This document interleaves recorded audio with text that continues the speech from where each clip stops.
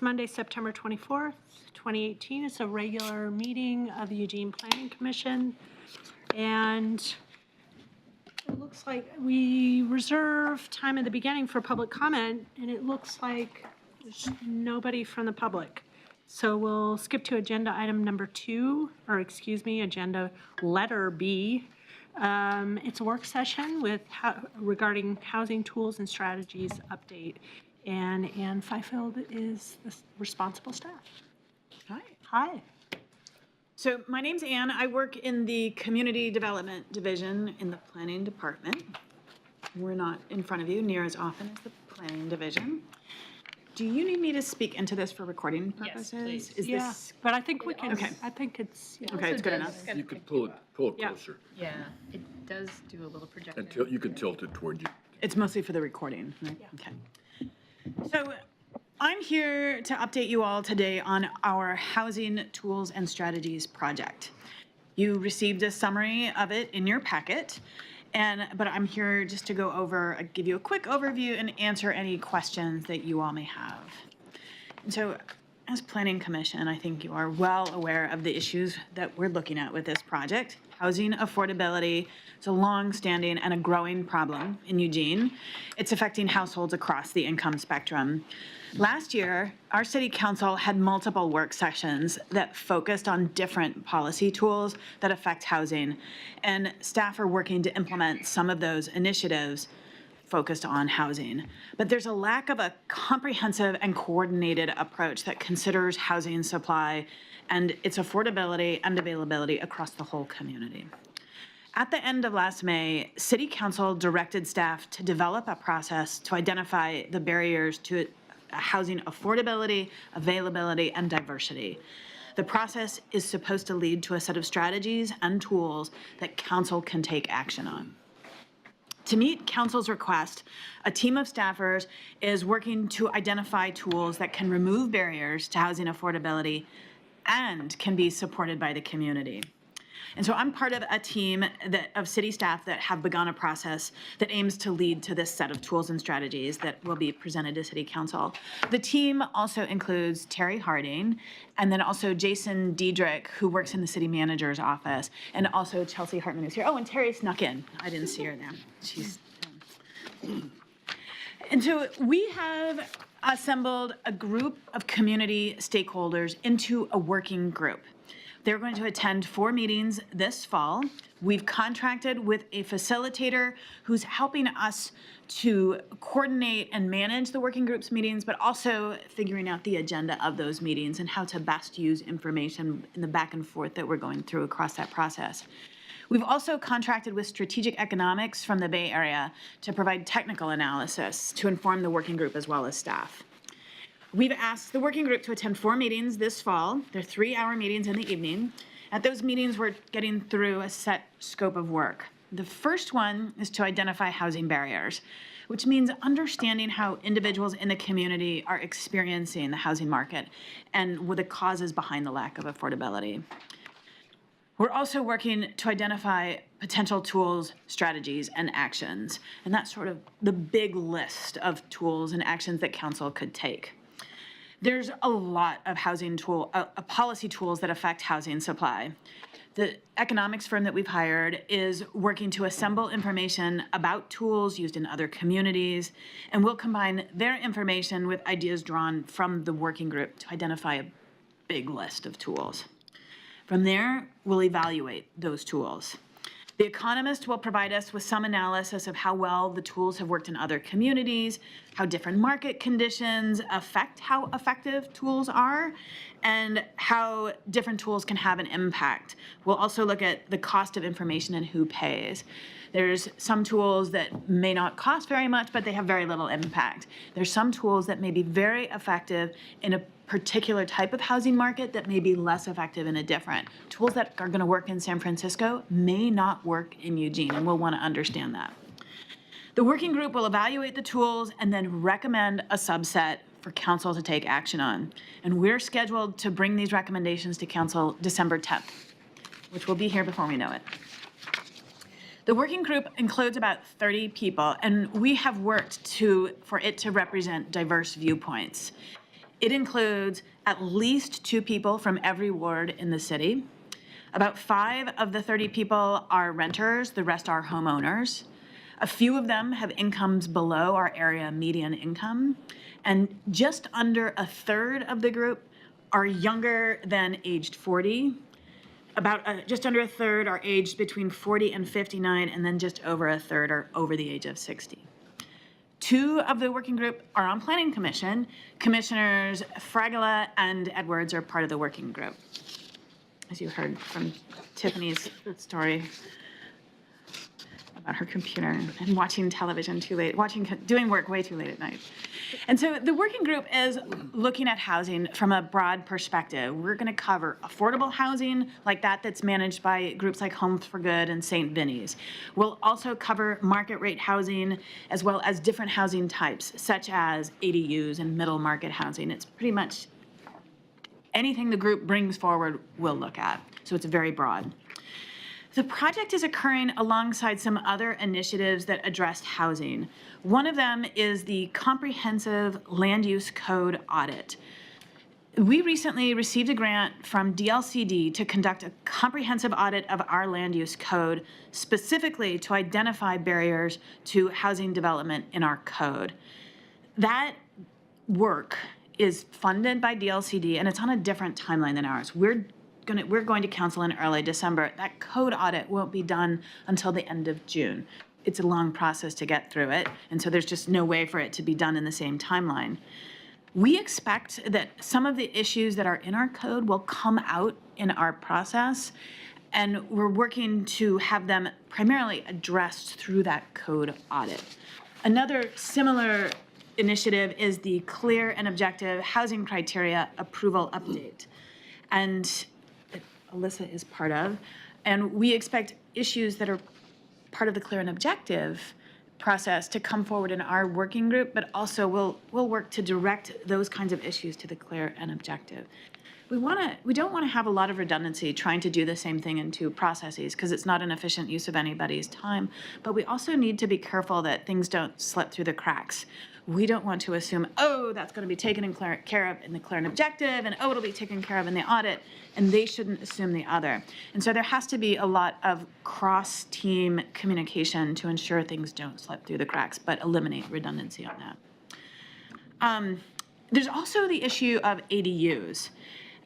It's been a very hot topic. Council's looked at it a lot. And one of their votes last year addressed the legal requirements of Senate Bill 1051, which is a state law that requires local governments allow ADUs in residential areas. The city passed an ordinance, but that has been appealed to LUBA.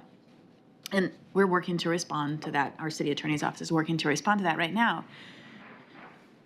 I have no doubt that ADUs will come out in the conversation throughout this process. And how we manage that within this, it's an unusual legal landscape where we're involved in a lawsuit on that issue right now. We're going to have to address the issue as it comes up to the degree we can. The path to address it we'll have to figure out as we do it because it's just an unusual situation where we're looking at a policy that's being looked at by LUBA right now. To date, we've held our very first meeting with the working group. It was on September 12th. And the second one is next Thursday on October 4th. At the upcoming meeting, we'll be looking through the list of potential tools. We've gotten a giant list from the housing economist, and we're also working out how in the process we'll elicit other ideas from the group. And so I'd like to open it up if you've got questions about the process and the outcome. How can I answer any? So I'll put Commissioner Baker. Go ahead. Yeah. Yeah, just one quick question. When you mentioned the breakout of the committee, you said there were 10% renters?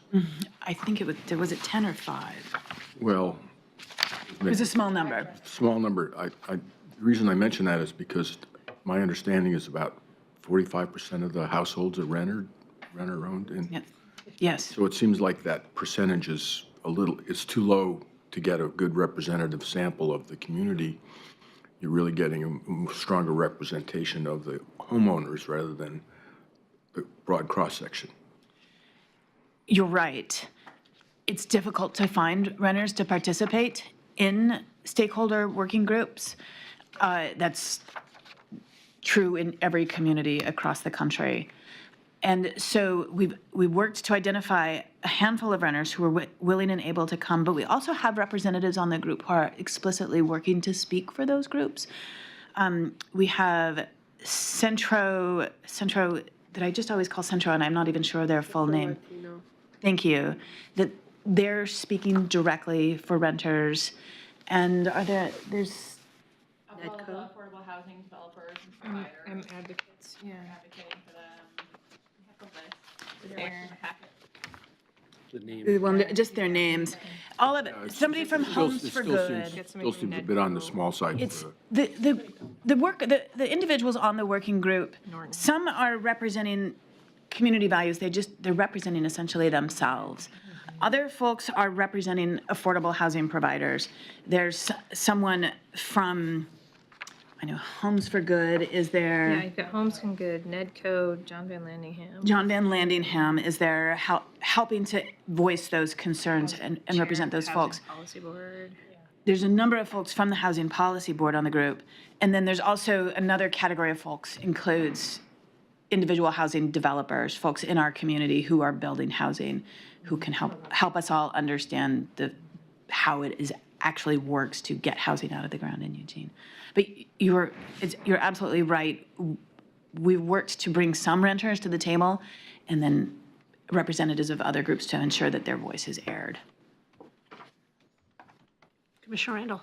On the ADUs and the response to Senate Bill 1051, I know when we put that forward, we did what we called phase one, and we were going to address phase two later.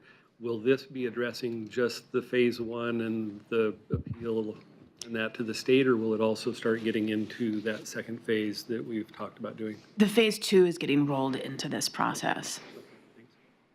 So I'll put myself in the queue. Thank you very much. That was a great summary. Can you explain how, I see that the meetings are open to the public, and then it looks like there's an online forum to gather community feedback.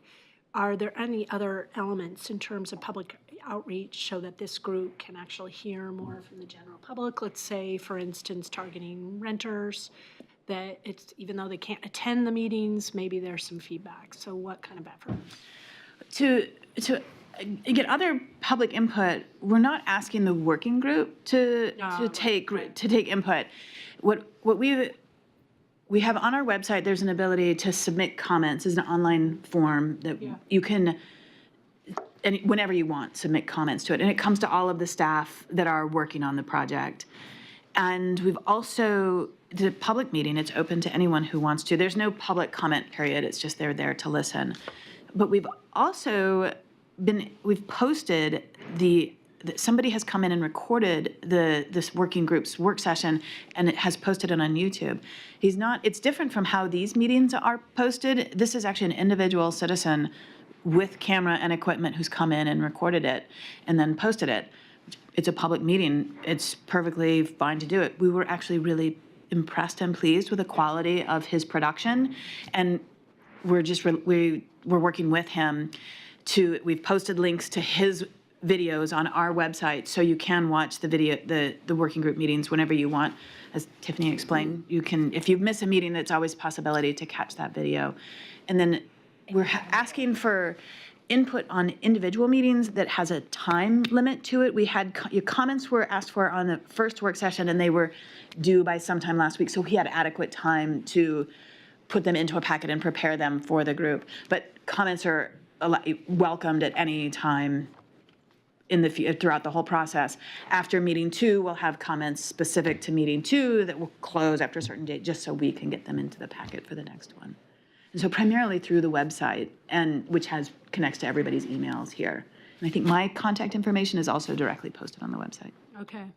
Yeah, my only thought is that just because this obviously is a larger issue, that the public might want an opportunity, and if the tools, et cetera, after this process go to city council, whatever that looks like, I would love for there not to be a situation where, I would love for there to be an opportunity for the public to get involved in a more formal way if and when it's needed, just so they feel like there was a voice and that tools weren't applied, and later on feeling like, well, we were never notified. Or, you know.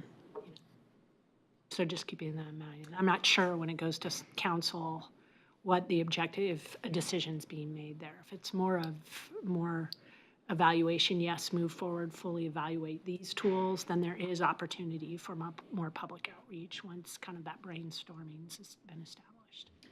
And as the tools come forward, I think it will depend on the tools. Some require a more elaborate public engagement process and others don't. And so Okay, it really will depend. It's evolving as we learn information and as it comes forward. Great, thank you. Thank you. Commissioner Fragula. Yeah, I just like to say, having been there and participated, I felt like there was a very broad breadth of representation in the room. It felt like to me that developers were represented. It was very noticeable that there were a significant number of younger people, like under 38 in the room, which I don't think we often see, in a lot of these processes. I mean, I think that was a huge success. And there are definitely lots of people advocating for renters and people from lower socioeconomic communities, very, very, very strongly. So they may be homeowners themselves, but they're people that have been doing that work for a long time. So I was really impressed by the range of conversation. The thing that I thought was really intriguing is that a lot of the people there have been thinking, like I said, about this issue for a long time, and a lot of people there feel like that the city should be ready to move on this. They're ready to move on this. But the moderator defined it as a wicked problem. And a wicked problem, if people haven't heard that before, is one that, well, it's very wicked to solve, right? Because the solutions that are offered, depending on the range of values that people have, the solutions are going to be valued in different ways. And so I thought it was a really good starting point because there are obviously solutions and people have ideas, but some people really like a certain solution and some people don't. And the task that the work group, I think, really needs to think about is how are we going to find solutions that the community can live with, right? Because everybody's going to have to compromise a little bit. So, and I don't know what that's going to look like at the next one, but I felt like it was a great start. And I learned a lot. Thank you for that contribution. Commissioner Rainey. So I just had a tiny little question. I should know the answer to this for sure. The concept of missing middle, is there an actual definition for what that means? Is it size? Is it cost? What do we mean when we say the missing middle? It's actually a housing type then so it's not, I think there is confusion that it means like middle income, but it's actually kind of a spectrum of housing type that falls between single family and apartments. So it can be ADUs, it can be duplexes, triplexes, garden apartments. Did I get that? Capture that, Terry? Row houses. Out of clusters. Generally, Yeah. generally Smaller. smaller than 5-unit multifamily, Yeah. is that right? But yeah, we tend to think of just small. Yeah.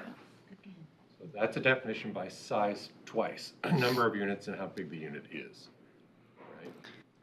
So a subdivision would be a lot of units, but they would be. They're single family, so that's not, it's not considered, right. So it's not standalone. Yeah, so it's really about type, but it's usually smaller units as well. Tends to be.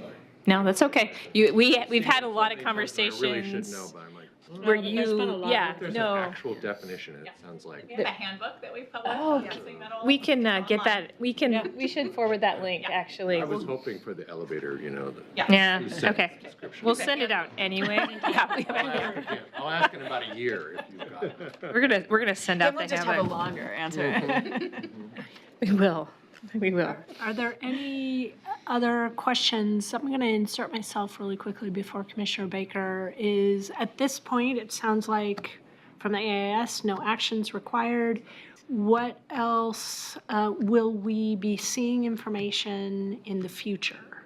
Like, will you check back in with us? Will Planning Commission, are we involved at all in this process? So kind of giving us a preview of what does our future look like in terms of the particular role that you're playing? I know we'll see it with clear and objective housing standards, ADU when it comes back. So if you can just explain what our future looks like with you.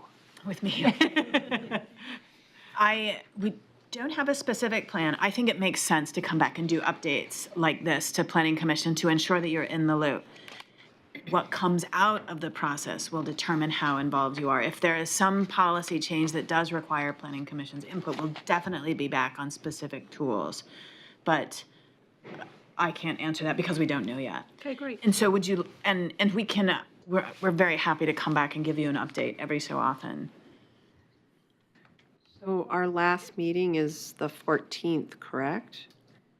For the, housing for the working tools. group, it's the 28th of November. 28th, okay. And so will there be time for this commission to see the recommendations before it goes to Where the it goes to council. On the 10th of December. So that would be nice if you could look at the schedule and see if there's an opportunity, a window for us to have that update. That would be helpful considering our involvement in other areas and the potential of getting more involved in certain tools. We're scheduled to meet on the 11th, and they're scheduled to give it to City Council on the 10th. Yeah, and I'm going to forecast that it may be a little tricky if Yeah. we get an appeal on something that we're tentatively expecting, but we'll see what we can do. Okay. Otherwise, we can send you the link and you can watch it at home Yeah. at your leisure. Okay. Commissioner Baker. Yes, I also wanted to thank you on a nice summary. This question is really both to you. The time frame seems constricted in a way. I know there's demand to get this out, but when you're working with consultants from elsewhere, there's a certain time period for them to come up to speed about this community. They probably know a lot about the communities they generally work in, but since they're from the Bay Area, this is not the, I'm just wondering if you have felt that at all in the meeting, that it seems a little tight in terms of the timing, the schedule to complete the. I think the schedule does seem tight, yes, but it is what it is. Okay. The consultants that we're using, the facilitator is actually from Wyoming, and I think our sense is she doesn't have any skin in the game locally. It's not her community, so she's able to not be emotionally involved in the conversation, which I think is an advantage. The strategic economics is out of Oakland, but the individual assigned to this project is actually from Eugene. She grew up there, and her mom used to work in the city, and she used to work at Echo Northwest a number of years ago, and she's when we contracted with her this summer, it really was a little bit funny how up she was on various issues in Eugene. She said, "Oh yeah, I know about that. Oh, my mom told me about that," and so she's knows of Eugene, but has some distance, which I think also keeps her away from being emotionally attached to it. And we contracted with them this summer, and they're already working to make sure that they understand the demographics and the economics that affect this community. Well, thank you. I feel much better knowing that somebody who worked for Echo Northwest upstairs, right? In the past, even though now they may be working somewhere location, they do have some familiarity with the community here, so it's not brand new, Thank you. Okay. Any last remaining words of wisdom you want to share with the group? Thank you for your input. I'm glad to hear your questions. They're always useful to help us as our thinking evolves on this project. Thanks. Thanks, Ann.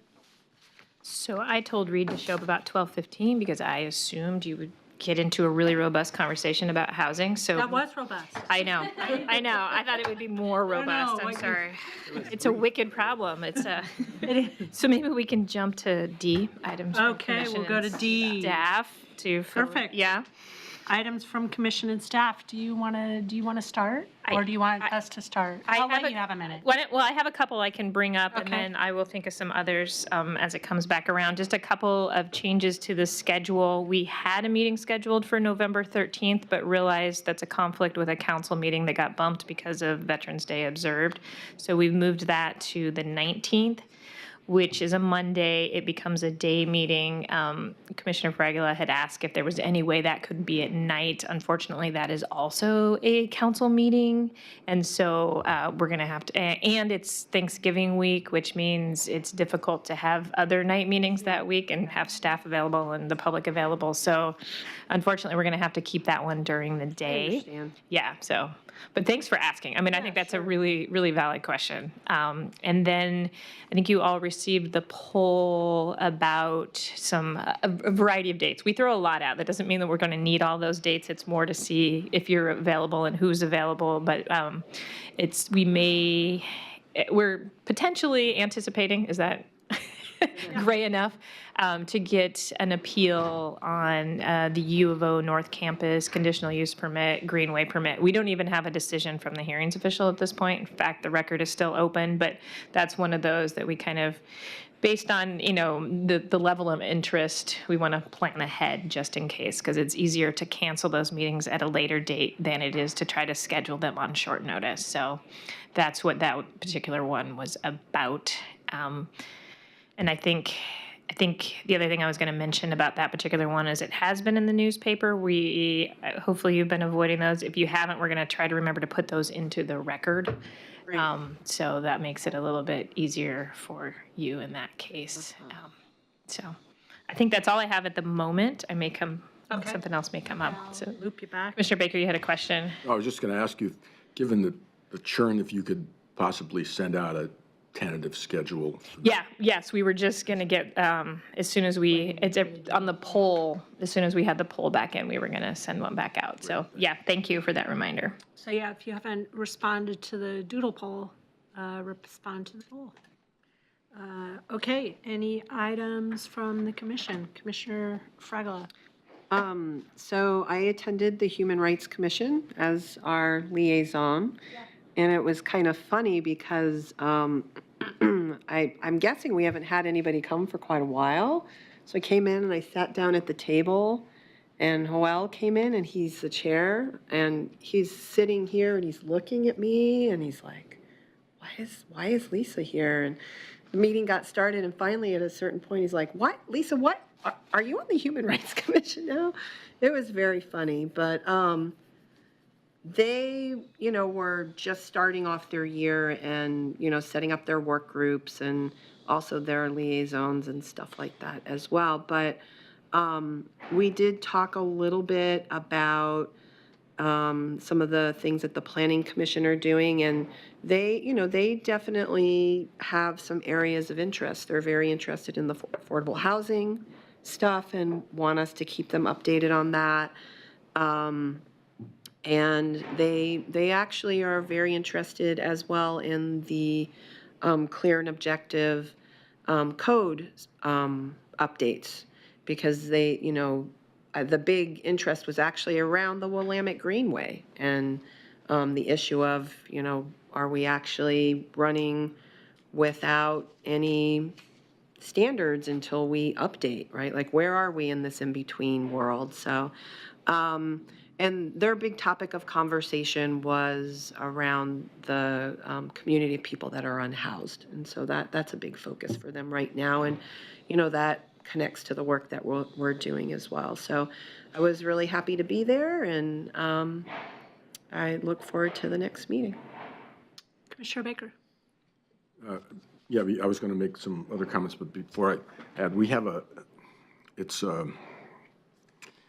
sort of a strange relationship with some other commissions where we're sort of the liaison, but we're sort of not part of their board, and that would be the human rights, where in the past we would sit in the, I don't know what you'd call it. It's not on the... Not at the table. Not at the table. Yeah. And the same thing with the Sustainability Commission.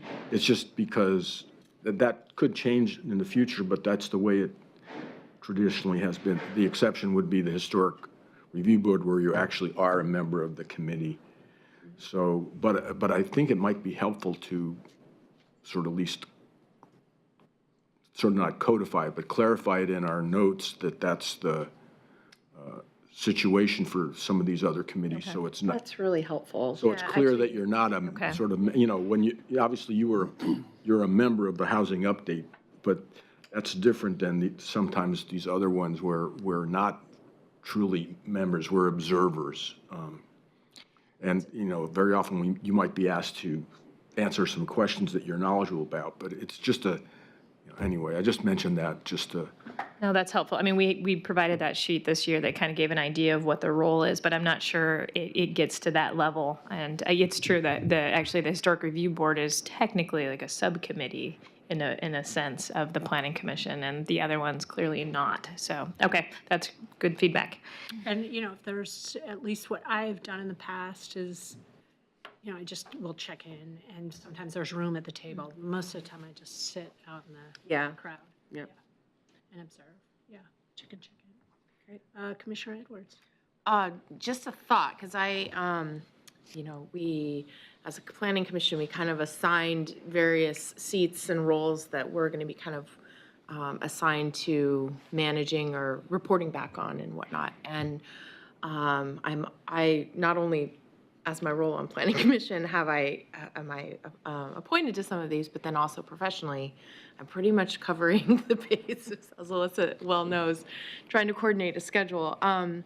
So I thought it might be helpful, and maybe this is just an idea, but, you know, Commissioner Fragola was able to attend a River Road meeting because she's, you know, kind of the second person in line and that, and that was extremely helpful because I was gone, and I hadn't realized that she was on the Housing Tools and Strategies, or perhaps I did, but it just didn't register.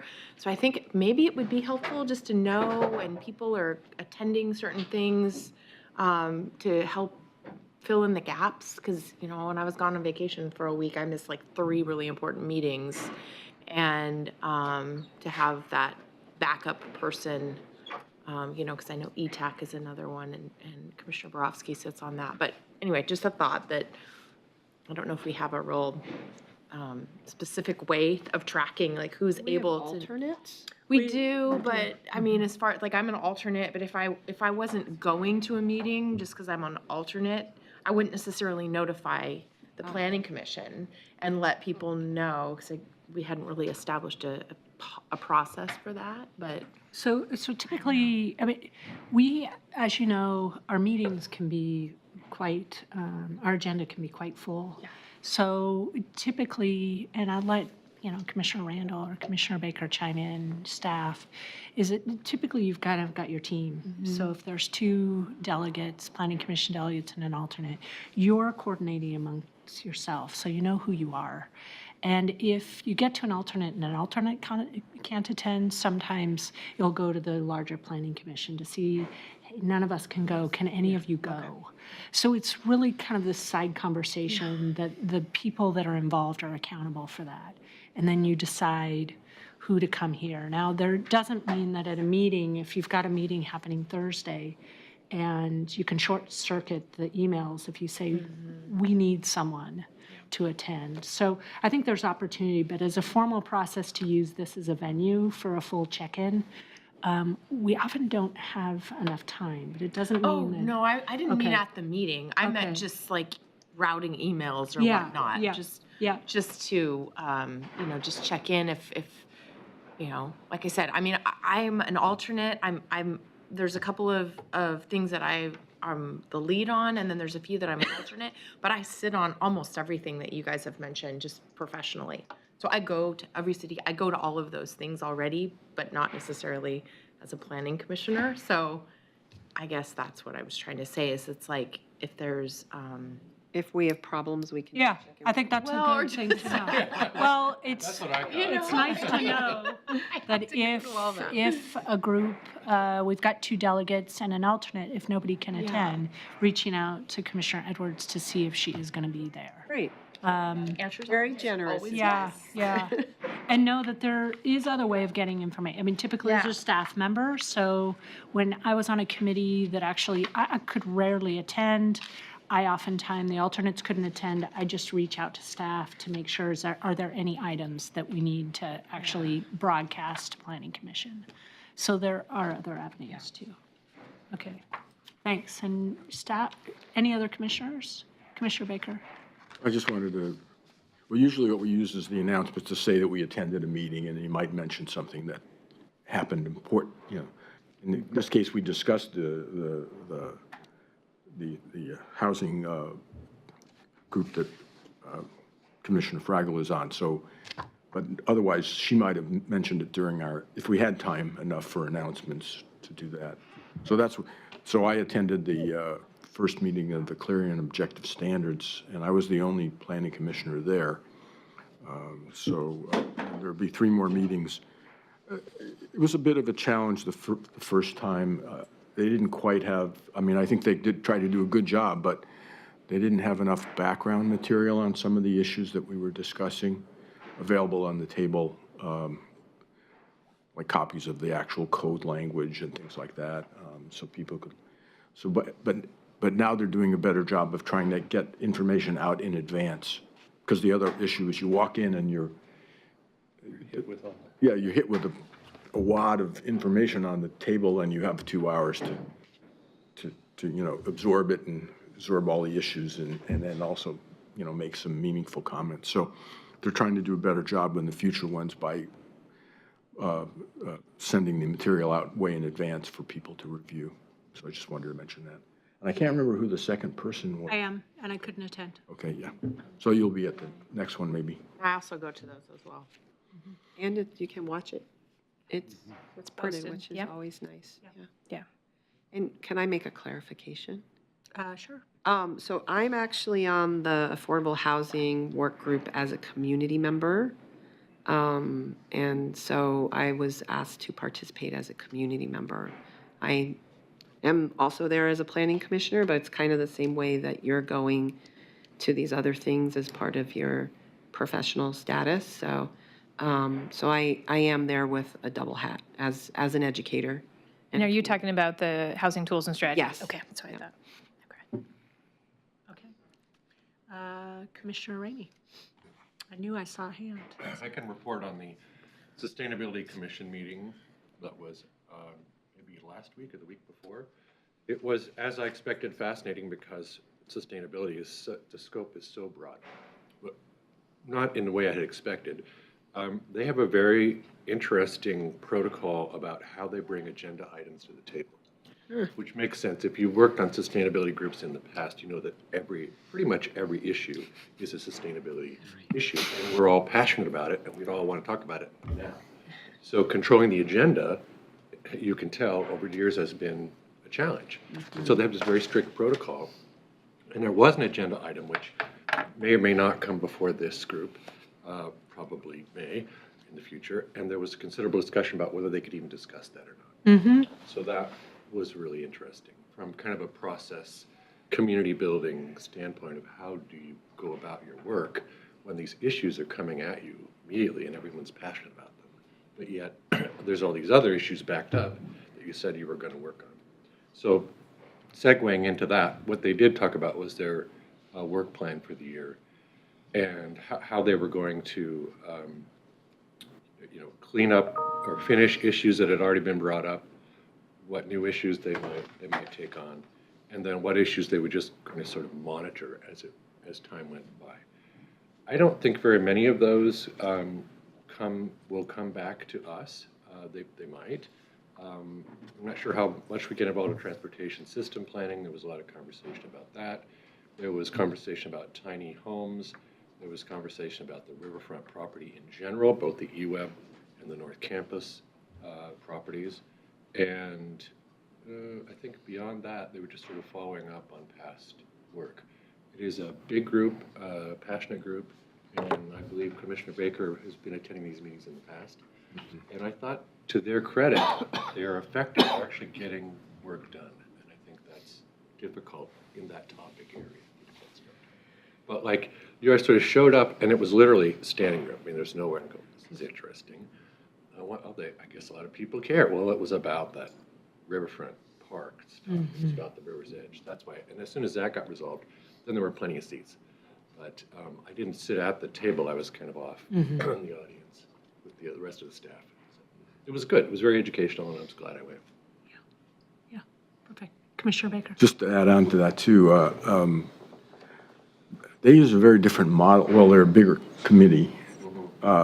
commission than we are, but they use a very different model where they form subcommittees of, usually it's 2 or 3 of the commissioners, and they go off and do all this work and research and come back and bring a proposal to the full commission. I only mention that because it's a very different model than we use, so it's interesting just to note that, that difference. But that's one of the reasons they get a lot of work done, is because they volunteer a lot of extra time as in these subcommittees, often with other people. It's not just the commissioners, but so if it's on tiny houses or negotiating the future contracts for banking services, or yeah. I mean, the new representative will.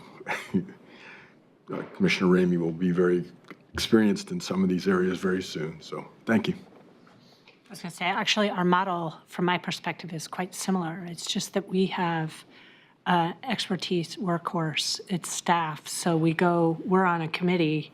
They do a lot of the gathering of the information because of the role and topic area. Yet it's quite similar. Is there anything? Yeah. Just one last item from staff.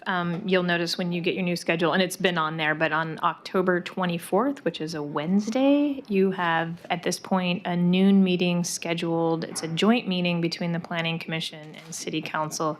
That's something we've been working on for a long time. So you'll be hearing from Robin soon about how we're going to structure that meeting, and I know he'll be asking you guys some questions about that too. Assuming that gets scheduled, sometimes things happen on the council agenda and they need that particular meeting for something else.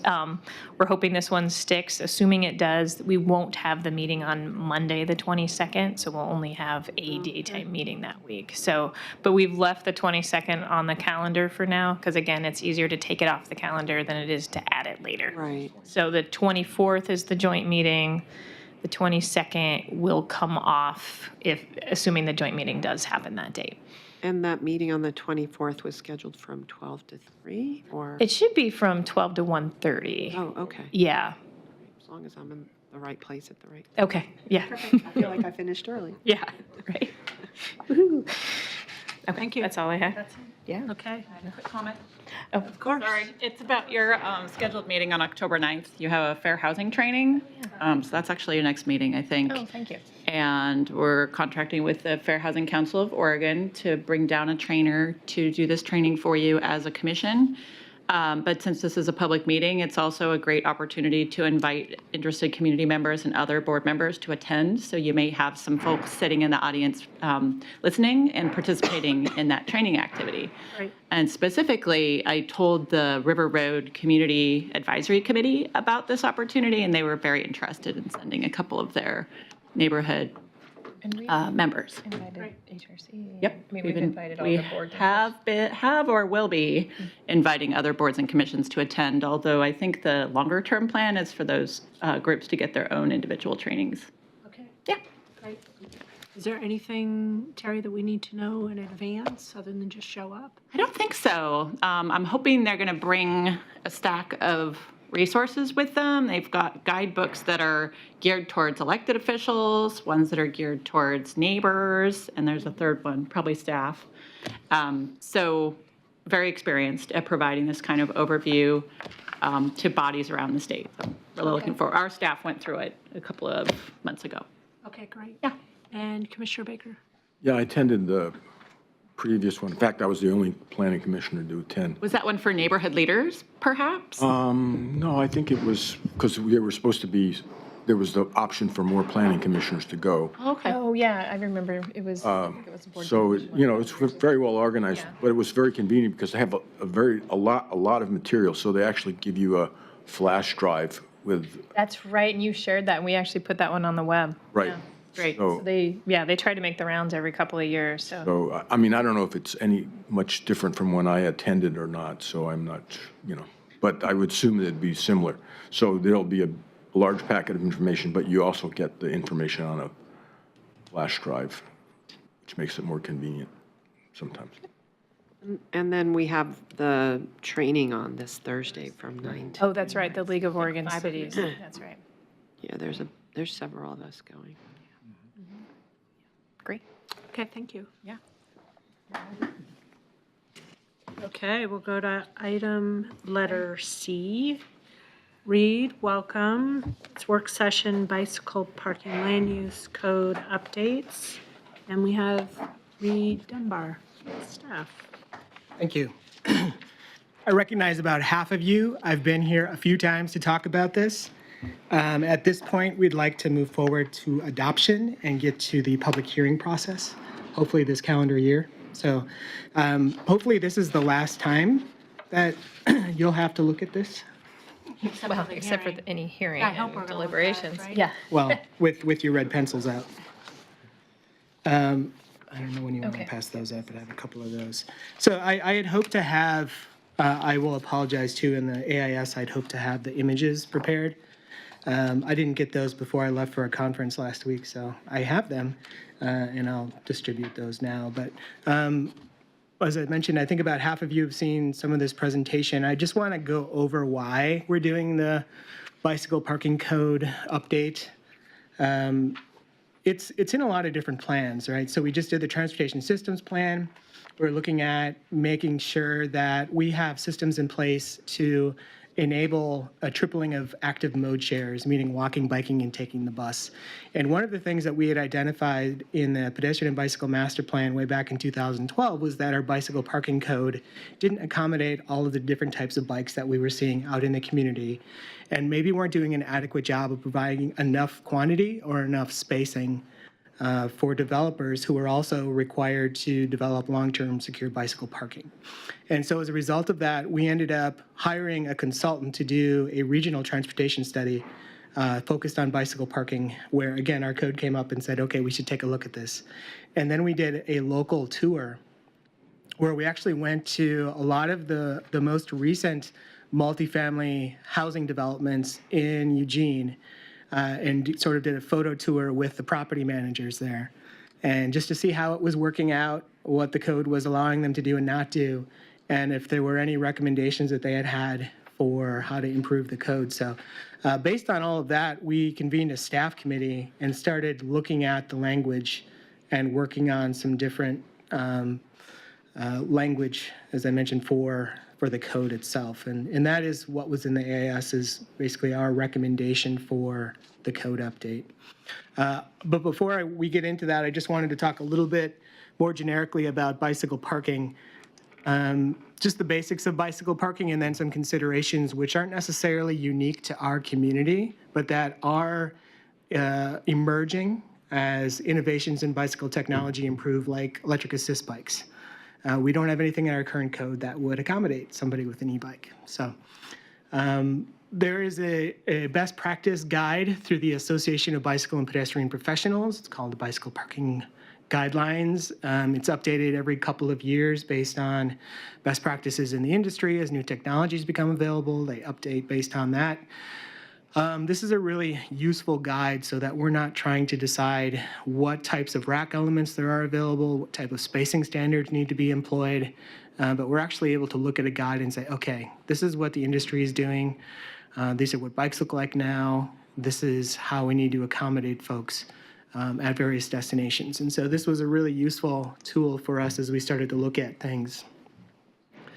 Your basic typical bike rack is an inverted U, or sort of a staple rack.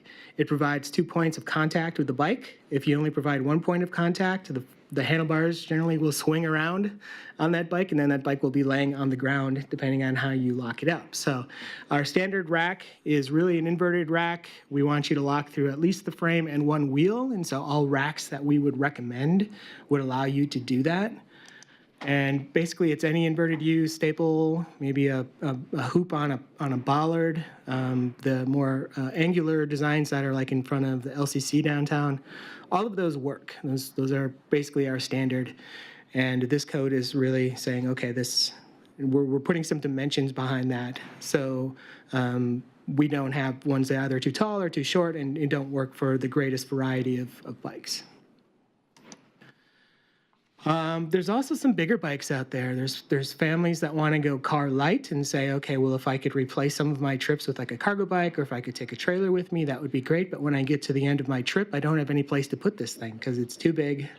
The racks that you have out there don't work for me, and they're too close together. So I need more space to do that. So that's something that we recognize, and bikes are getting bigger too. As people want to carry more stuff or more people with them, the bikes are getting longer and they're getting a little bit wider as they get more stable.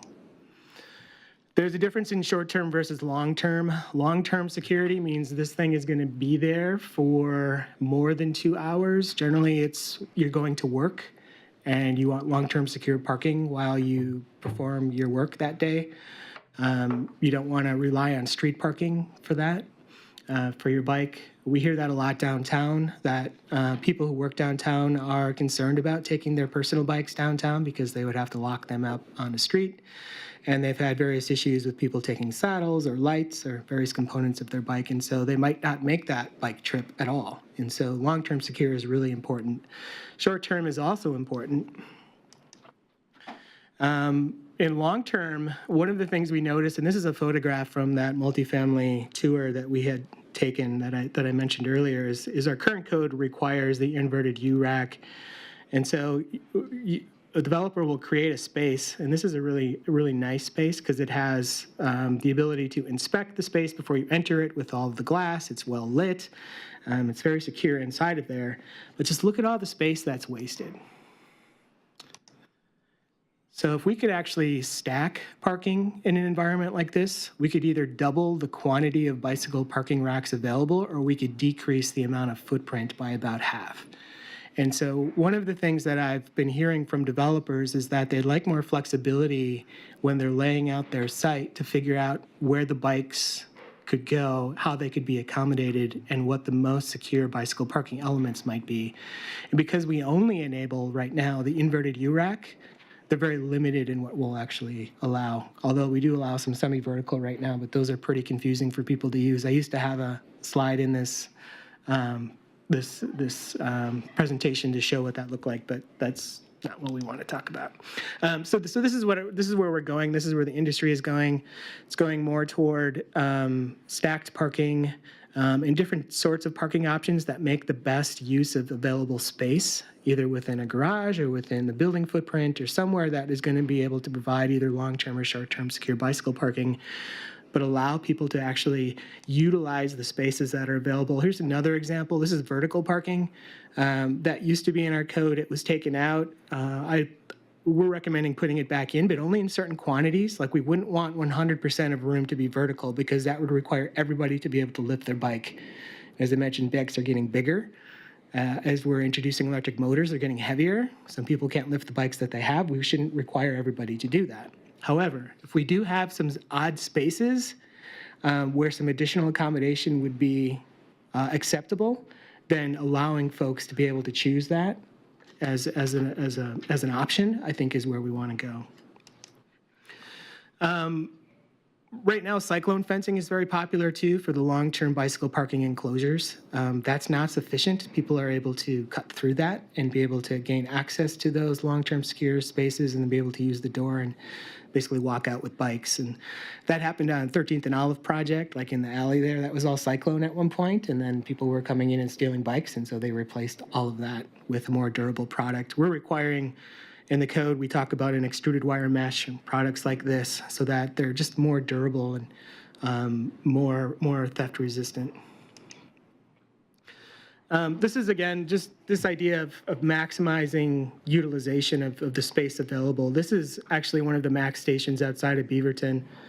And so it's got stacked parking on one side. It's got, for folks who don't want to lift their bike or who have larger bikes, you have some ground-mounted bike parking on the other side.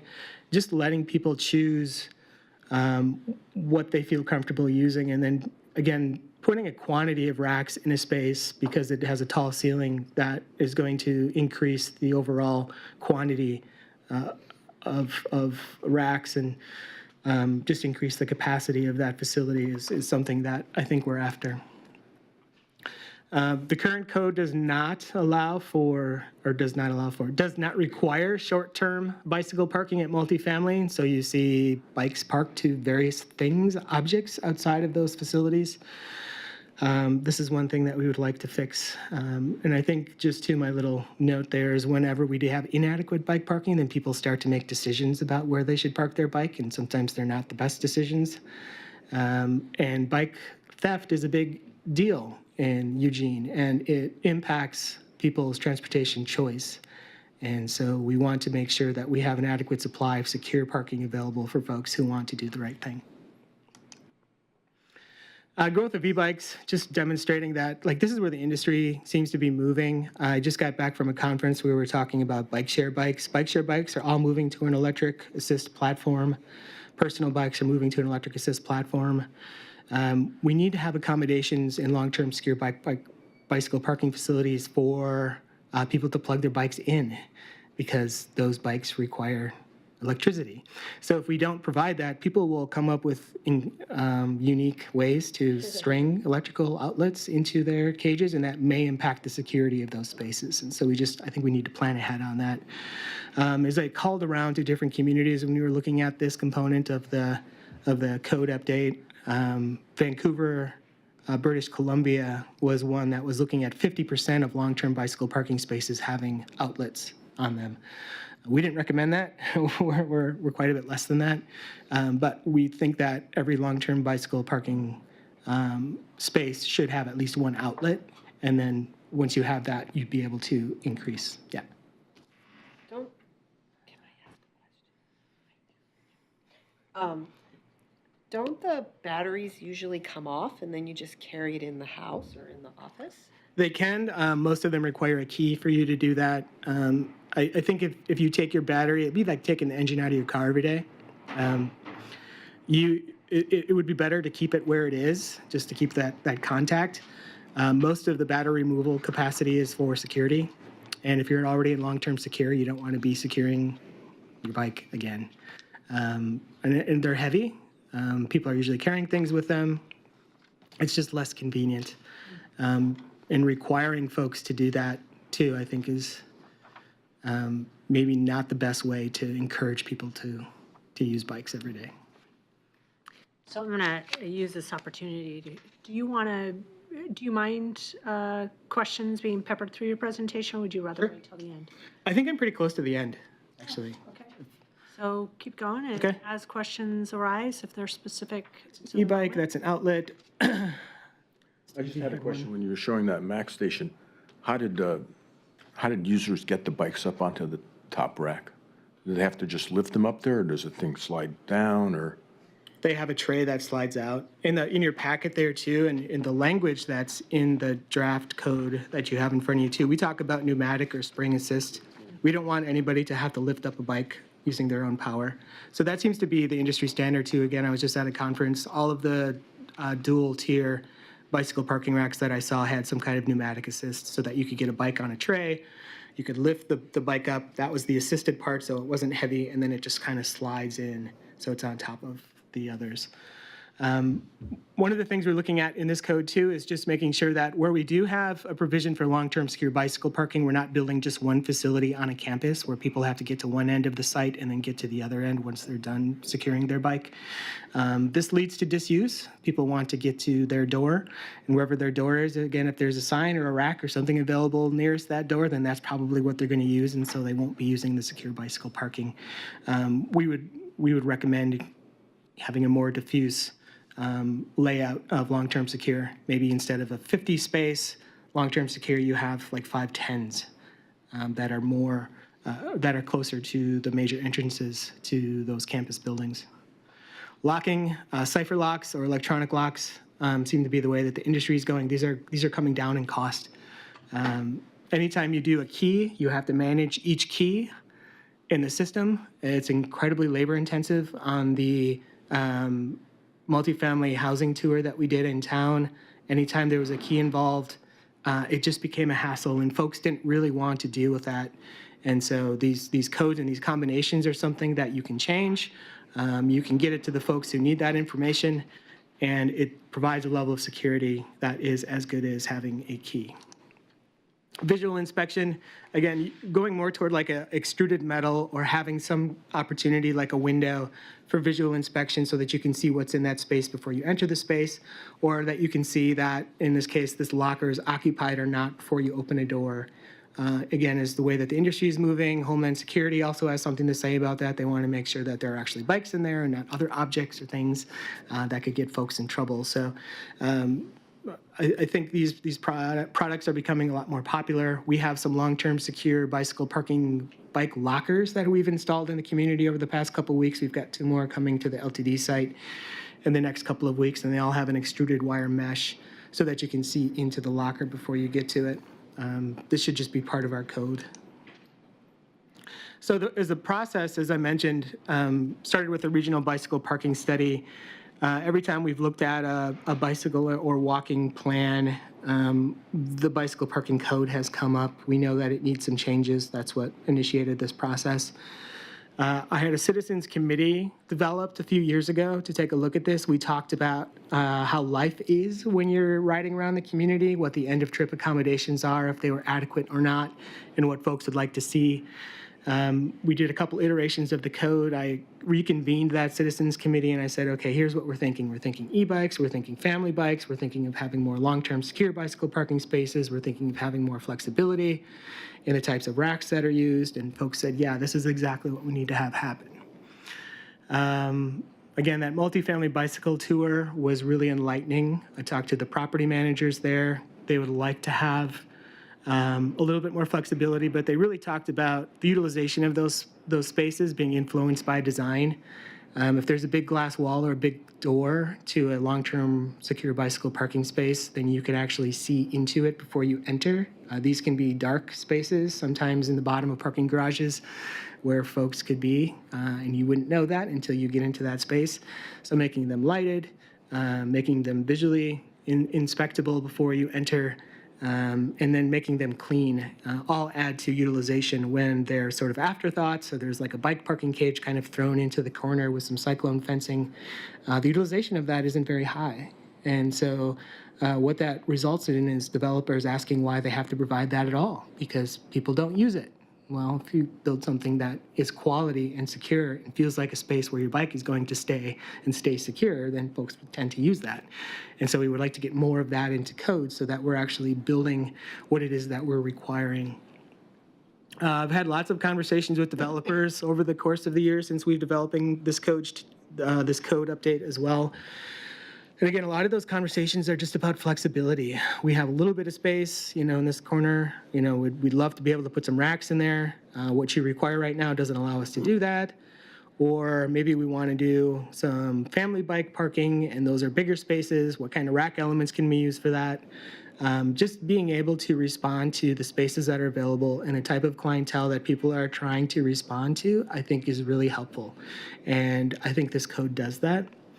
And again, I've been to this body, this is my 4th time now talking about this code. I think we're pretty happy with it at this point. I hope you're happy with it, and we should talk. Thanks. Commissioner Randall. I just had a, Oh, I didn't mention that. Okay, so yeah, I guess there's one last thing is just, what did I talk about for downtown? I think we were, rather than, it was going to be like a fee. Oh, right. So downtown is unique because we already have racks out there, and some of them are remnants from when there was a pedestrian mall. And so we own some of those racks. Some of those racks were required by the folks who are running businesses on the corridor.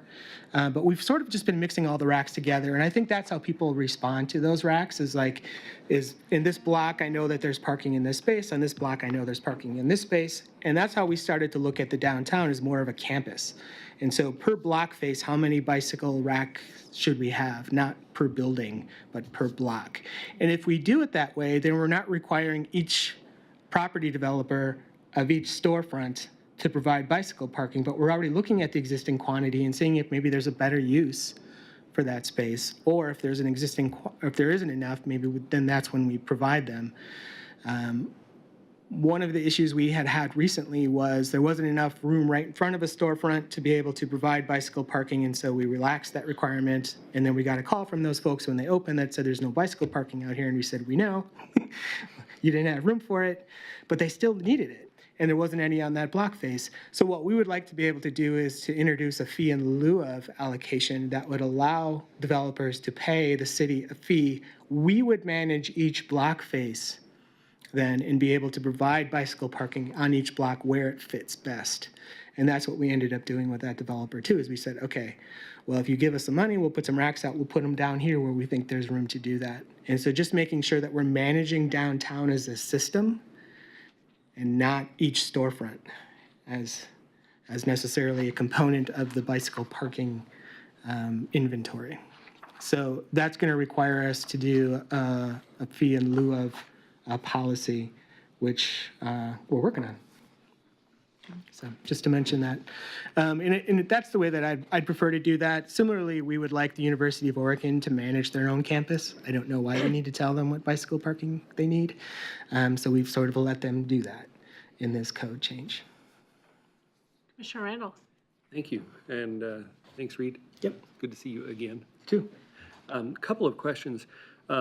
On the hoop racks, and you had one option in that for the hoop on the bollard. And I guess I'm wondering, with the dimensions that are listed here that are 34 by 24, that those hoops on the bollards aren't going to meet that. And I'm thinking even the ones that are on the parking meters downtown, I haven't measured them, but I'm guessing they're less than 24 inches. And I know we have some that we had made that are just reminiscent of those that we put in front of our building. And, I'm sure those don't meet the 24-inch, but they work well. So I don't know if there's some flexibility in that without going through an adjustment review. It'd be nice to not have to go through an adjustment review just for something like that. Okay. And then my second question is on the vertical parking.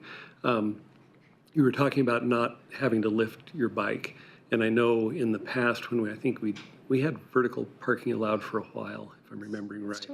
Is it still allowed? And I know my racks at home that I have are vertical, and I have to lift the bike a little bit to hook the wheel on that.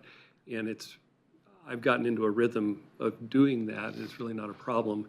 But I noticed the vertical ones that you showed in the pictures all had the bikes off the ground, so they would require some lifting. And so I just curious where we're at on, I didn't notice in here if it specifically says you don't have to lift it, just says manufacturer specifications. And so. So you'll probably have to lift it. Okay.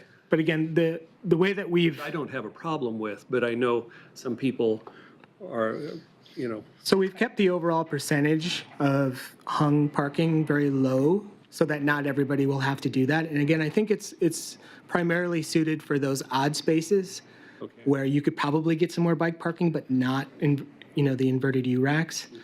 And I think ideally, if you've got, a room about the size of this table where you would have adequate access aisle, maybe you could hang on one side and you could put something on the other side.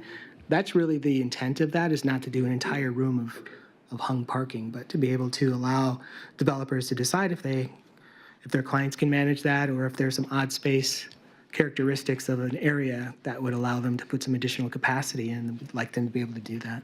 Okay. Yeah. And then there was one typo in there. Do you want me to just email you that? Yeah, please. No typos. So I have a question, then Commissioner Baker and Commissioner Ramey. So can you just explain, really for the public, and just this particular column about the percentage or number of short-term non-standard bicycle parking? And you've got specific numbers, and then you've got a 0. And I know at the beginning of the table, you explain that if it's 0, a minimum of 4 spaces are required unless 0 or a specific number is used. So you've got a specific number of 1 or 0. And then, for instance, you've got 10% of short term. in the description at the top of the column, you have the percentage or number, but then in parentheses, you have when use requires 10 or more long-term spaces, at least one of those spaces shall be non-standard. So I'm not quite sure if, I can read that two different ways. And that's where my concern goes, is that if I take a percentage of short-term, and let's say it's 2, I might read this and say, oh, there isn't a specific number. Doesn't say 1, doesn't say 0, it's saying percentage, and it's saying 10 or more. So I don't have to do it. So I guess my question is, what do you really want? And I'm not sure there's clarity there. Okay. And it might be clearer to you, but just on the outside reading it. The other thing is I didn't go into the details, but I caught what Commissioner Randall caught. And it's, so my experience with this is that I would agree, not only developers, but kind of the design profession. There's that intent is great, purpose and intent is great, and the ability to have some flexibility. And also this market's quite dynamic. So we get a code and it's in place for 10 years. The market is actually moving super quickly. So you have manufacturers that have these great vertical, for instance. So I've worked on getting a vertical one that you don't have to actually lift, it's perfect. But it took some time to kind of get through that process. So what I was seeing in this is a little bit of conflict of what you're saying in terms of you're trying to balance a bunch of requirements, needs, best practices, and you're also trying to provide flexibility. This is a pretty defined code. So I think you might not have the flexibility that you want embedded in here. Like for instance, that very specific hoop diagram. You showed images that showed flexibility, but from a code standpoint, if I went up to get that approved, I would not have the flexibility that you said I had. So I think there's a couple more instances. So I can look through it again. Commissioner Randall, those of us that use code, I would recommend you go through it like Mike McCarroll. I see him in the crowd, those that touch the code, because I don't think we want to get ourselves in the situation that I know land use has been in, which is these questions come up frequently, and then you're forced into adjustment review, and I'm not sure that's your intent. Once again, it's a difficult task you're trying to do, so I think there's going to be some of that, and it's inevitable. And the adjustment review is just another process. It's just another process, and do you really want to go through an adjustment to be able to have essentially what you already want, and you didn't realize you provided an image that provides too much direction? Otherwise, I mean, I really like it. That was my only piece, is that it's much more rigid than I think than you intended, potentially. Okay. Yeah. Commissioner Baker and then Commissioner Ramey. Yeah, again, I wanted to thank you. It's many years coming here, so. The first comment is, I really like this rack. If it's far enough away from the wall, because it actually works, you can actually lock the frame and a wheel together. And one of my concerns about some of the vertical racks is that you don't have the ability to lock the frame and a wheel. It looks to me like some of the shapes make it a challenge. And even though they're in, quote, locked bicycle rooms, I'm very familiar with an apartment building and several in my neighborhood that have locked bicycle rooms that people have gotten into, and they steal the bicycles unless their bicycles are locked well. So I think it's important to consider that in the requirements. And that's also important to me, that we don't compromise on the distance between the rack and the wall. Because if you do that, you really can't lock the bike in the frame. All you can do is lock the very front of the wheel, or the front wheel, or the very back of the back wheel. You can't lock the frame in that case. So I think that's important. And I don't know how, those comments are taken by you or whatever, but. Well, if you turn the page actually on the image there to 1C, basically what we'd like to see happen with the vertical bike parking is to basically have an inverted U that's sort of mounted on the wall. so that it'll function very much the same way. And there's a number of vendors that provide that level of design. Well, the second one does, but the first one wouldn't, because you don't have a U-rack that's big enough to get they're only 6-8 inches wide. You just can't. Because it doesn't extend far. You couldn't get the frame on that one. That's my concern, is that if you have some examples, they should really be ones that actually work. The second one actually works, right? Yeah. But the first one doesn't. So that was really, my concern. And then if you go on the next page, you see the bottom one doesn't work at all. You can't get the frame at all. Yeah, Right. that's So- back to the old style where they were on the ground, where people started to lay their bikes flat. Have out under the stair. Yeah, yeah. Yeah. So again, two of those examples to me don't work. And, as much as I'd like to say if it's in a locked bike room, it shouldn't be required, but Yeah, no, that's, you need to. Yeah, and that's our intent in the code. Again, I've been having a lot of trouble with our images, so okay. we can change these. Anyway, I just mentioned that. And the other issue comment I would like to make is really about what you call number 5, the provision of shelters for short-term bicycle parking was reduced in the amount of shelters. Commissioner Baker, hang on one second, so everybody can be on the same page. What page are you on? It's number 5 in the AIS for this. It's in this, the page is not numbered. It's the second page. Okay, thank you. And basically, it's the concern that I think our position on some of these things varies depending on the time of year. Right now, it's September, but if we were discussing this in March, we might have a different perspective on covered bicycle parking for short-term parking. The reason I say that is that now we're saying that we'd only require covered bicycle parking if there's more than 11 parking spaces required. That's quite a large number. And, again, there are people, we have some examples here that bicycle all year round, but there are many people that are seasonal bikers because, you don't want to have to stand out in the rain to unlock and lock your bike and put your lights on. I mean, that takes a few minutes to do, so you don't want to do that if you're not covered. And that's why I'm concerned a little bit that we're shrinking the requirements for sheltered bicycle parking. So what should the number be? Should it be 5? Well, I felt more comfortable when the old code, when it was 5, so, and, it didn't have to be 100%, but the point is, at some point, kick in. I mean, it would be ideal if it was 4 or 2. The point is, if you look around town, you see the sheltered bicycle parking is used first, even on campus, before the unsheltered bicycle parking. And there's a reason for that, when it's not in the summer, but,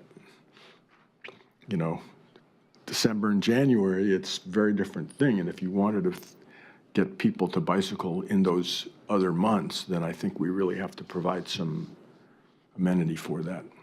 Okay.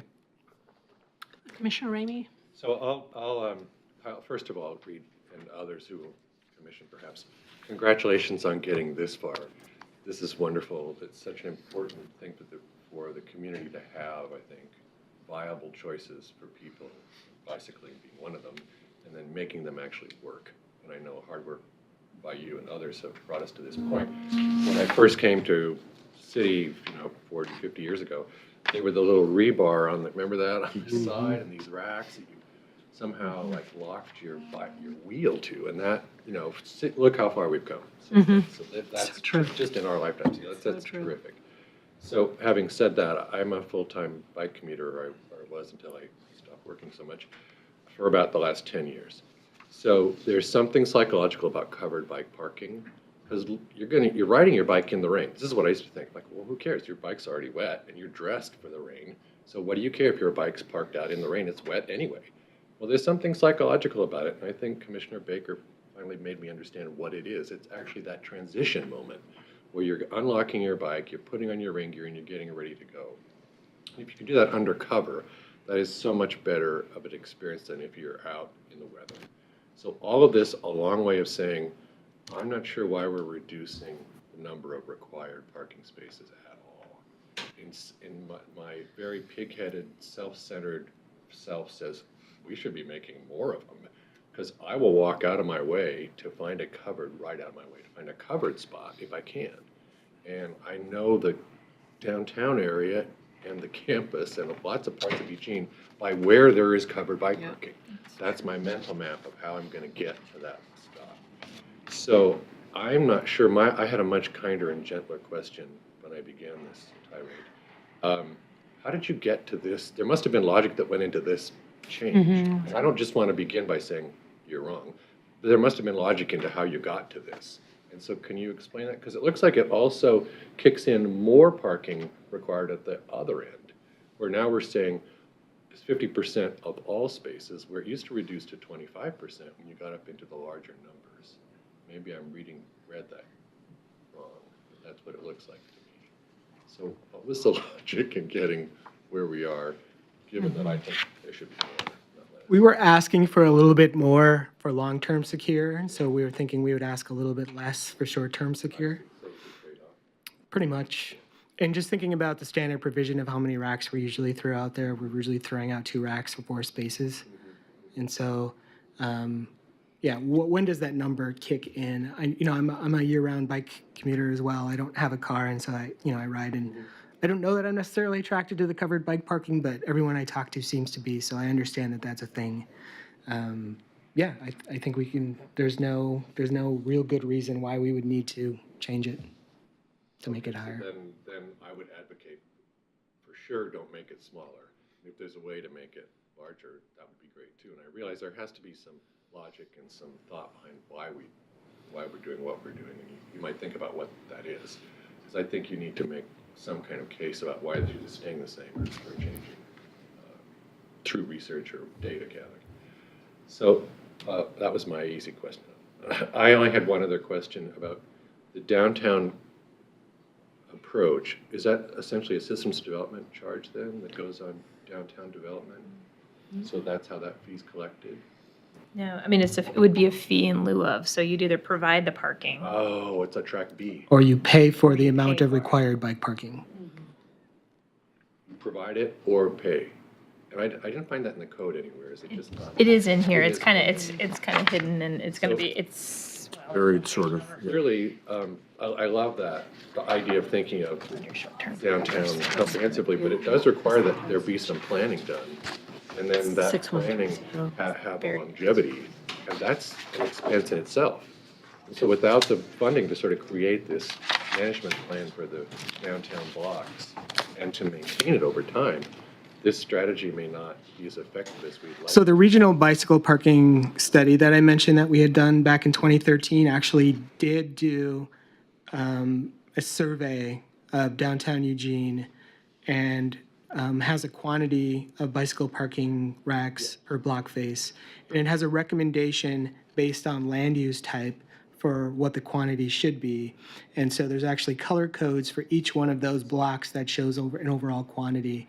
And so we do have that, and in my mind, that's what I would use. Right. So that's great. And it sounds like that's data, and now you work towards implementing whatever those numbers are. We are now, we're going to get there. What I worry about is it's not in the code anywhere. And so It's under 9.6130. Short-term bicycle Yeah. parking, and then it would actually Does it say there's a require. management plan? Yeah. Well, it No, would talks about be, downtown plan. yeah, it talks about the boundary, and then it said it would be established by the city manager pursuant to section 9. So there'd actually be an administrative order, so it wouldn't just be kind of some loosey-goosey program. It would actually be established. Well, again, as I glance at this, I'm looking at the Austin Stadium stuff. Oh, okay. That came about as a result of, we were trying to get to the same point, which is how can we have a plan? Well, there has to be a fallback position. So, I mean, my experience is it's great to have the city manager do that, but, if it doesn't happen, it doesn't happen. And maybe the code's not the right place for it, but it's just something to think about. Sounds like you have thought about it. So thank you. So I Those are my might, 2 questions. is that it? Sorry, I didn't mean to interrupt. You don't mean- I have myself in the queue and Commissioner Randall. So I had the same question as Commissioner Ramey, and that is, I would just want to make sure there was specific follow-up and follow-through, that if someone's doing an in lieu, obviously the bike parking's needed, because there's some kind of impact, there's a development proposal. So just making sure that it's actually going to be followed through. What is that process? I mean, I saw this section, it's more of, okay, what does that really mean in reality, and making sure that it actually works. Yeah, I mean, what's in the code actually gives us the authority to go forward with making that process happen. But yeah, it wouldn't be, it's not adopted into Chapter 9, but, and, right, if we're not careful, it could just sit there and we wouldn't really have the option if we don't go through with the process. So that might be something that Reed could come back and check in with you all too about the program, give you an update. I think it's great after doing some projects downtown, one in which we didn't have space. I think it's a great option to look at more like a campus. It makes sense from a design perspective. The other thing I wanted to just, with the exception for the past like 4 years, I was a year-round cyclist too. I still cycle, but more mileage now. I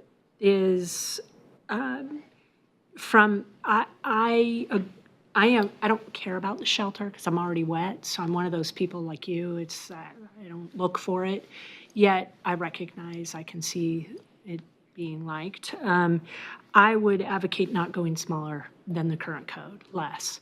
It's quite a large impact. 6 spaces, which is 5 or fewer, no shelter for short term. 6 to 10 is 100%, right? I'm going off memory, but that makes sense. You've got 3 hoops, you've got 6 bikes. It's a substantial enough resources. I'm just thinking about sustainability, what the structure actually looks like, how it sits on a site. You can imagine if there's 1 space. What does that shelter look like? Where is it? So just from a design perspective, if it's less, anyways, just that thought. Are you advocating either for what's being proposed or nothing less than what the current? Yeah, nothing less than I wouldn't go to putting shelter on a 2 hoop, on anything less than 6, yeah. Yes, Commissioner Randall. And I had originally just one comment, but since we got to talking about shelters, I have 2 comments. So one, I'm also a 100% bike commuter. And like Commissioner Taylor and like Reed, I don't care about the cover. I'm wet, it's raining, I've got all the gear, and so I don't really care. So I'll just throw that in. That wasn't my original comment, though. My original comment was I had a thought as we were talking today about just the idea of avoiding adjustment reviews for bike racks. And my thought is, could we somehow incorporate into the code that if you're purchasing a pre-manufactured rack, that would allow for a wheel and a frame lock. So you can clearly show through the manufacturer's specs that you can lock a wheel and frame with a U-bolt. That would be acceptable. So add with your, the U rack that's 24 by 34, the different list, but say add one that if it's a pre-manufactured rack, that you can show that it meets that criteria. Yeah, then you don't have to do the adjustment review because, I understand the idea, as architects, we like to design really funky, odd, strange things. And so I can understand that maybe not meeting the criteria and having to do something there if you want to do something custom. But if it is something and it's just off-the-shelf purchased rack and you can show that it would meet what we're trying to achieve, why not? And I think, correct me if I'm wrong, Mike McCarroll's here, that's kind of what staff's been doing as things have come up, because I know I'll come to the counter and be like, okay, we've got this situation. They'll say, these are the specs that are running around that we've actually approved. So we're copying other projects. So I think by default, because that hasn't been in the current code, that's kind of what's been happening, just to allow there not to be an adjustment every time there's a new variation of a rack. So we just copy each other. Staff will say, well, here's some specifications that actually meet the intent, meet these criteria, and we'll just take that and use those. Yeah. I still think there's a minimum height that needs to be, there's a development closer to campus that has these really stout. Yeah, I know the one. little like my bike will just fall over that. Yeah. Like, that doesn't work. But if you can't show that you could lock a wheel in a rack with the U-bolt on that, it wouldn't matter whether it's pre-manufactured or not.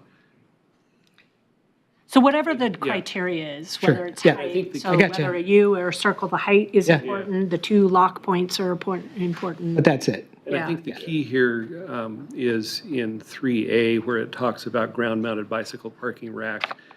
You have the 4 criteria, but you have an "and" there. And I think that's what throws it. Because otherwise, support the bicycle in at least 2 places, allow locking the frame at least 1 wheel. You know, that works, but the "and," I think kind of brings in that 34 by 24 up at number 1. Oh, no, is that what it? Okay. And is that, I know there's not a page number, but it's it says 3 bicycle rack standards for ground-mounted vertical, okay, got We it, were trying to Yeah. read that as a performance specification. okay. Yeah, I think As long redo that you as did performance. these 5 things, we don't care if you buy it off the shelf or you make it yourself. Yeah. It has to meet these, whatever number there are, 4 or 5 criteria. And we had talked about having a companion document too outside of code that's just like a guide, like the APBP guide that shows like what those shapes could look like. Yeah. Which That's a good we're gonna idea. wanna So have- somehow tied, Yeah. so there's no appeal, you know, it doesn't get. Which would make it easier for folks to approve them too. Yeah. I think you could just add one line that would say manufactured bike racks that achieve that performance could do it. I mean, Mike looks like he wants to say Yeah, something. this Looks thoughtful. he's been here through the whole tenure. Yeah. Try and, So, Mike McCarroll, land use analyst in the building division and administer the bike parking standards. And so Reed and I have spent a lot of time talking as the code has been developed and getting feedback from the planning commission, other sources. And so just on that idea of having a companion document, our customers, it's just nice to have information they need in located as few places as possible. So my initial thing is like, okay, here's what the code says, but then there's another thing over here. So my preference, other parts of the organization, like Public Works, have administrative orders where you have a basic and then you go to another place to look for details, and they make that work. Historically, all of the standards you need to know have been in Chapter 9. That's why it's so large.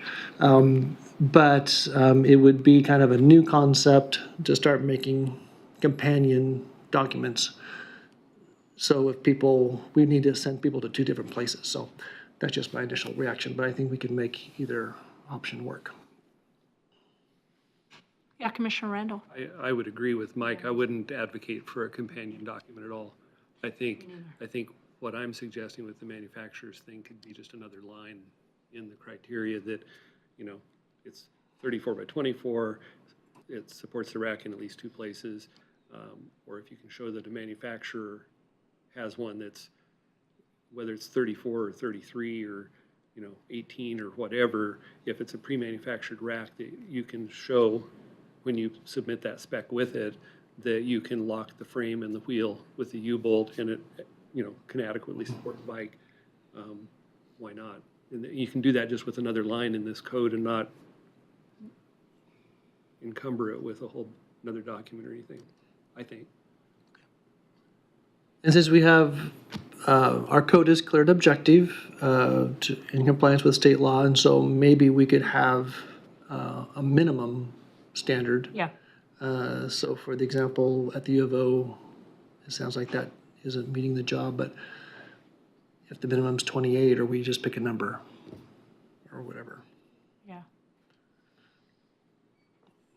Yes, Commissioner Baker. Yeah, I was going to say, looking at the wording there now, the first 3, you could have an alternative, first 3 could be and then you'd have an alternative, and then the 4th one would be required of all of them, right, the spacing.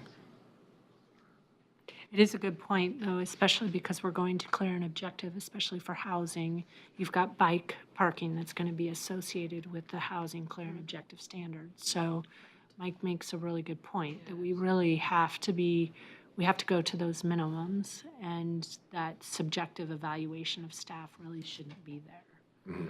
So having performance, kind of going where Commissioner Randall and Commissioner Ramey had brought up, if we can get to a performance standard type piece where the burden is then on the applicant, it's clear and objective in terms of these have to be met, and you can come and demonstrate that they're met, that seems clear and objective. Yeah, with minimum standards. And that might add the flexibility both for staff and for those tighter spaces, which is kind of the existing condition situation, which is often where I run into it, where you've got a building and now you're trying to, what do you do when you already have it's fully developed and you're trying to use existing spaces, and they can get a little funky. So I know staff's done a great job of working through this, but I know it hasn't always been easy because it's not as clear and objective. Commissioner Baker. Yeah, looking at this, the requirement now doesn't have the requirement for it to be certain distance away from the wall. Yeah, it should be 2 feet. Where does it say? I hope it's 2 feet. It says 2 feet. Where does it say that in the 1, 2, 3, and 4? Is that clear? It does. I know, because we had many conversations about this. It's 2 feet. It's always. It's in the table. But it doesn't say in 1, 2, 3, and 4, which is where the standard is set.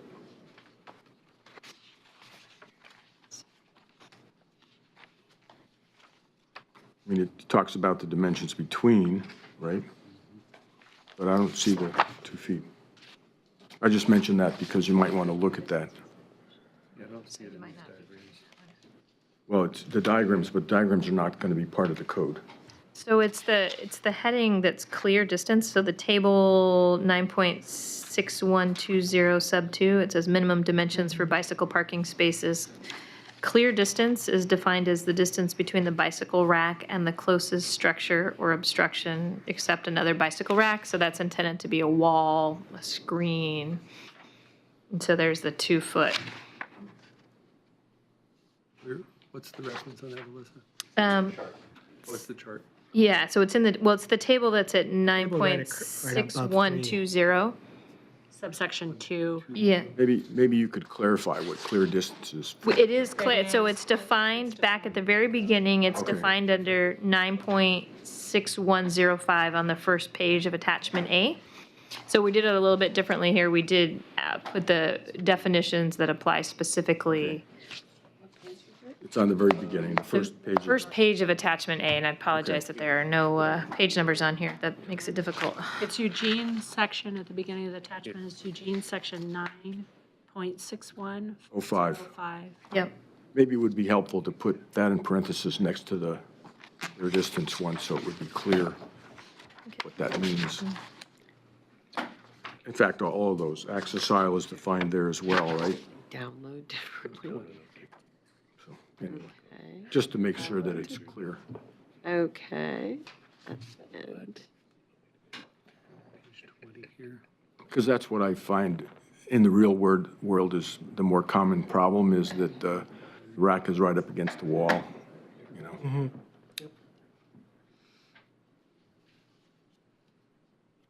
I should tell staff because it's not legal in the current code. Some of these are old that have been put, you know, it's, Some of them aren't required parking, and Yeah.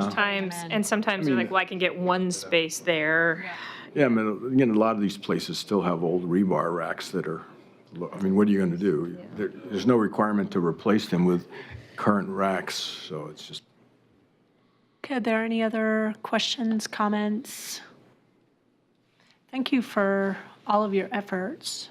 I know it's probably, Mike, I'm sure can't wait for this. Yeah. I get questions. I'm sure you get questions. Oh, yeah. Yeah, Commissioner. One parting comment, I may have missed it in here, but is it in here that, as far as attaching it to concrete rather than asphalt, I know Yes. that's, Yes, yeah, it okay, is in there. okay. It's very, very clear. I looked for that. Yeah, yeah. Yeah, Been there for the last couple of revisions. Yeah. Yeah. yeah. Well, thank you for all of your efforts. Thank you. This is a great attempt at reflecting what's currently happening as well as looking forward-thinking, which I think is important. Yeah, thank you. Okay. Unless you have any burning desire to talk about anything else, that's everything on the agenda. 3E. Staff, any closing remarks? And we'll see you Under that. October 9th. Okay. See you October 9th. Under the lock. Closing the meeting.